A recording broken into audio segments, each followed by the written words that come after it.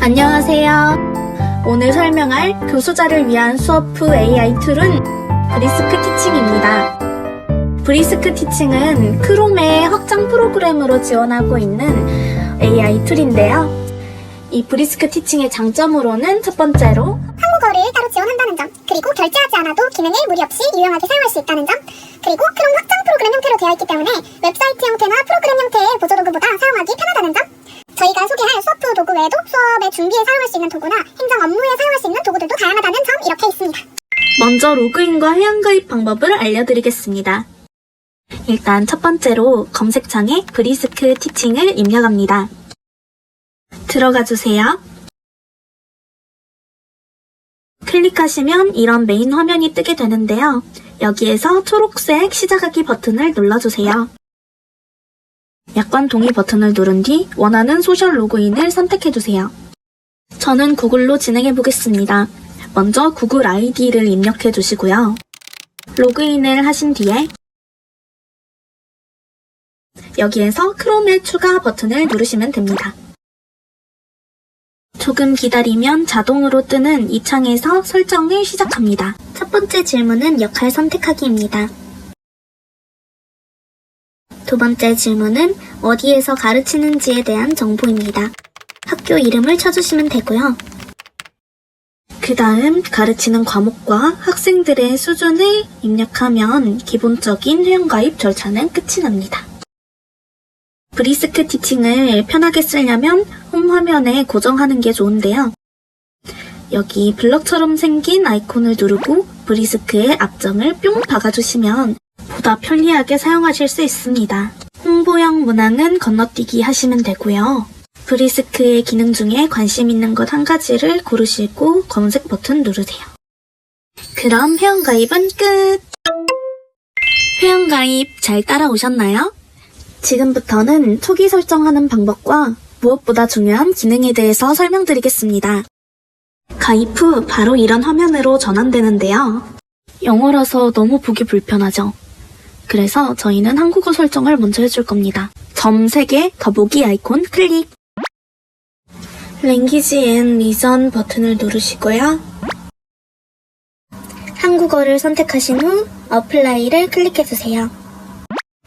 이렇게 간단하게 한국어 설정을 마쳤습니다. 와우! 이제 본격적으로 수업 후에 사용하기 좋은 기능을 소개해 보도록 하겠습니다. 첫 번째는 맞춤형 피드백 기능입니다. 지금 어떤 1학년 학생의 토론 강의 과제물을 구글 문서로 가져왔는데요. 일단 브리스크 티칭 아이콘을 눌러서 열어주고요. 피드백 제공을 클릭해줍니다. 여러 학생의 과제물을 한 번에 평가하시려면 일괄 피드백 버튼을 누르셔도 되는데요. 저 같은 경우에는 한 명의 학생의 과제물을 평가하려고 하기 때문에 대상 지정을 눌러주었습니다. 첫 번째로 결과물의 언어 설정 확인하시고요. 또 학생의 수준도 체크해 주시기 바랍니다. 프롬프트는 내가 원하는 평가 방향에 맞추어서 자유롭게 지정하여도 좋은데요. 이 과제물의 경우에는 토론 강의의 과제물이기 때문에 논리적으로 모순되는 부분을 찾아달라 이렇게 예시로 프롬프트를 작성해 보았고요. AI는 장황한 줄글보다 이해하기 쉽게 항목화되고 도식화된 표현을 더 좋아합니다. 그래서 원하는 내용을 이렇게 1번, 2번 나눠서 작성해 주었고요. 원하는 프롬프트를 작성했다면 브리스크 잇 버튼을 눌러주세요. 그러면 AI가 제가 작성한 프롬프트 지침에 맞추어서 이렇게 빠른 속도로 피드백을 해줍니다. 논리적인 모순이 있는 부분이나 근거가 부족한 부분을 찾아달라는 요청에 알맞게 순식간에 피드백이 생성되었습니다. 내용을 조금만 천천히 봐볼까요? 이 학생은 고등학생들이 수능시험에서 사회탐구와 과학탐구를 모두 응시하는 것으로 융합적 인재 양성이 가능하다고 주장하고 있는데요. 과연 시험을 응시하는 것만으로 모든 학생이 그렇게 될 수 있을까요? 이건 논리적 비약이죠.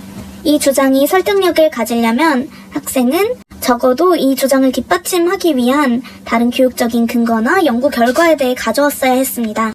교수자가 AI 툴의 도움 없이 하나하나 직접 학생들의 과제물을 평가한다면 저런 가볍고 당당한 논리적 모순 같은 부분은 쉽게 놓칠 수가 있겠죠. 그렇기 때문에 브리스크 티칭의 피드백 기능을 사용한다면 더욱더 학생들의 글을 동일한 조건에서 객관적으로 섬세하게 평가할 수 있겠죠. 우측에 생성된 피드백 박스에는 댓글을 달 수도 있고요. 생성된 피드백의 내용을 수정하거나 아니면 거기에 추가로 나의 메모를 적어 놓을 수도 있습니다. 방금 전엔 평가 위주의 피드백을 했었죠? 이번에는 학생에게 직접적으로 장점이나 개선점에 대해서 조언해줄 수 있도록 피드백을 뽑아보도록 하겠습니다. 피드백 들어가서 장점 및 개선점 클릭하시고요. 프롬프트를 입력해줍니다. 저는 잘한 점을 구체적으로 찾아달라고 했고 보완이 필요한 점과 또 그 방향성을 명시해달라고 요청했습니다. 자, 그러면 이렇게 즉각적으로 피드백을 제공하죠. 이건 빨리 감기를 나는 속도인데요. 무척 빠르죠. 장점, 개선점, 그리고 학생에게 추가로 던지기 좋은 질문거리들을 생성해주는 이런 기능입니다. 일괄 피드백 기능은 말 그대로 학생들의 과제물을 일괄적으로 피드백할 수 있는 건데 구글 드라이브나 구글 클래스룸을 통해서 가져올 수 있기 때문에 참고하시면 좋겠고요. 다음으로는 글쓰기 검사에 대해서 알려드리겠습니다. 자, 이번에는 다른 과제물을 한번 가져와 봤습니다. 아이콘을 누르고 글쓰기 검사 클릭. 순식간에 이 구글 문서 내에서 몇 번이나 붙여넣기가 있었는지, 몇 회에 수정되었는지, 어느 정도 걸렸는지를 일괄적으로 볼 수가 있고요. 우측 상단에 돋보기 아이콘 누르시면요. 이 과제물에 AI가 사용되었을 가능성을 간단하게 볼 수가 있습니다. 다만 이 기능을 제대로 활용하기 위해서는 처음부터 끝까지 구글 문서로 작성된 글이어야 신뢰도가 올라가는 것 같습니다. 저 같은 경우에도 이 글 자체를 복사 붙여넣기로 이 파일로 가져왔더니 저렇게 붙여넣기 횟수나 수정 횟수가 아주 적게 잡힌 게 보이시죠? 그런 명확한 한계점도 존재하지만 그럼에도 불구하고 구글 문서를 자주 활용하시는 분이라면 충분히 매력적으로 사용하실 수 있을 거라고 생각합니다. 자, 이렇게 수업 후 평가에 관련된 두 가지의 도구를 한번 같이 알아보았는데요. 사실 교수자가 수업 후에 하는 일은 학생 평가만이 아니죠. 행정 업무도 있습니다. 그럴 때 유용하게 사용할 수 있는 이메일 쓰기 기능에 대해서 한번 알아보겠습니다. 새 구글 문서를 불러와서 만들기 버튼을 클릭합니다. 그 다음 스크롤을 내려서 행정 업무 아래에 있는 이메일 버튼을 눌러줍니다. 이제는 익숙한 프롬프트 창이 나오죠? 여기에서 결과물의 언어를 선택하고 프롬프트를 작성해 주는데요. 저는 학부모에게 쓰는 체험학습에 관련한 안내를 하는 가정통신문이라는 설정으로 한번 작성해 보았습니다. 근데 제가 여기에서 실수를 한 가지 했습니다. 뭘까요? 결과물이 나오고 있습니다. 제 실수가 보이죠? 영어로 선택을 해버렸습니다. 하지만 괜찮습니다. 번역 기능을 지원하고 있기 때문에 여기에서 번역 클릭, 한국어로를 찾아서 클릭한 뒤 브리스크 잇 버튼을 누르면 짜잔! 한국어로 번역돼서 나오는 걸 볼 수가 있습니다. 제가 입력한 지침들이 모두 빠지지 않고 잘 작성된 걸 볼 수가 있습니다. 학부모에게 쓰는 이메일 말고도 다른 대상을 상대로 쓰는 이메일도 충분히 작성이 가능할 것 같습니다. 다음으로 소개해드릴 기능은 수업 후 기능이라고 하기는 조금 어렵지만 충분히 유용하게 사용할 수 있는 기능이라고 생각해서 한번 가져와 본 레벨 변경 기능입니다. 수업 자료로 기사나 칼럼, 논문 등을 준비하시는 교수자님들 많으시죠? 그런데 자료는 정말 좋은데 학생들이 이해하기 어려울 것 같아서 걱정될 때 있으시죠? 그럴 때 사용하기 좋은 기능입니다. 먼저 레벨 변경을 원하는 글에 사이트를 띄우거나 혹은 구글 문서로 복사 붙여넣기해서 가져옵니다. 그 다음 레벨 변경을 클릭합니다. 조금만 기다리면 브리스크 티칭의 AI가 이 원본 글의 읽기 수준을 분석해줍니다. 그러면 내가 변경을 원하는 학년을 선택하고 또 원하는 결과물의 언어를 선택하시면 됩니다. 저는 초등학교 수준으로 선정을 해보았습니다. 옆에 있는 파란색 아이콘을 누르면 구글 문서나 마이크로소프트 워드 파일도 불러올 수가 있습니다.